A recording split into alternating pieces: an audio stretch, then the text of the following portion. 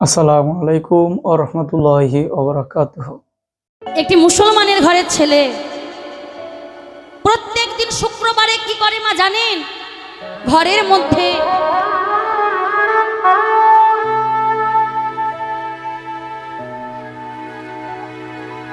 মধ্যে ছোট্ট মুসলমানের ঘরের ছেলে টুপি পরে, লুঙ্গি পরে, হাত ভালো করে ধুয়ে ওযু করে প্রত্যেক দিন নামাজ পড়ে। বাবা,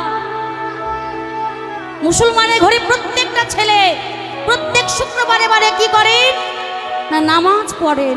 কোথায়? না মসজিদে গিয়ে। কিন্তু আমাদের ছেলেকে দেখেছেন?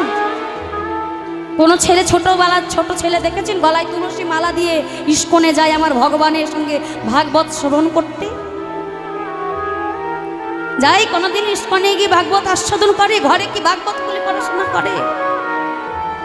না। এই আমরা হিন্দুরা আমাদের ধর্মটাকে রসাতলে নিয়ে যাচ্ছি। বাবা, আমাদের ধর্মটাকে আমরাই রসাতলে নিয়ে যাচ্ছি। দেখবেন এই আমরা কি করি? ভগবানের নাম দিয়ে জুতোর দোকান খুলি, ভগবানের নাম দিয়ে মাংসর দোকান খুলি,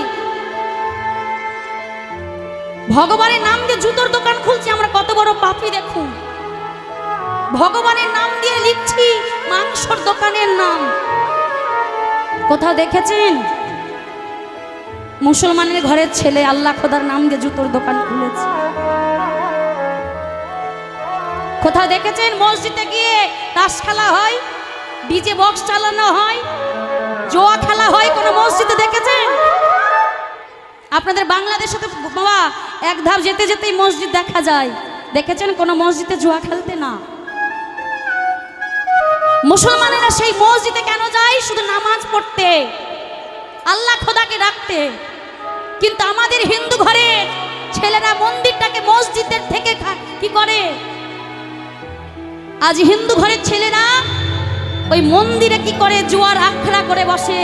বকাটে পাড়ার কয়েকটা ছেলে মিলে ওই মন্দিরে বসে জুয়া খেলে, তাস খেলে।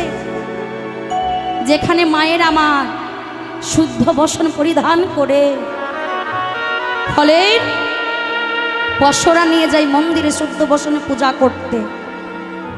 আর সেই মন্দিরে কি হচ্ছে মা?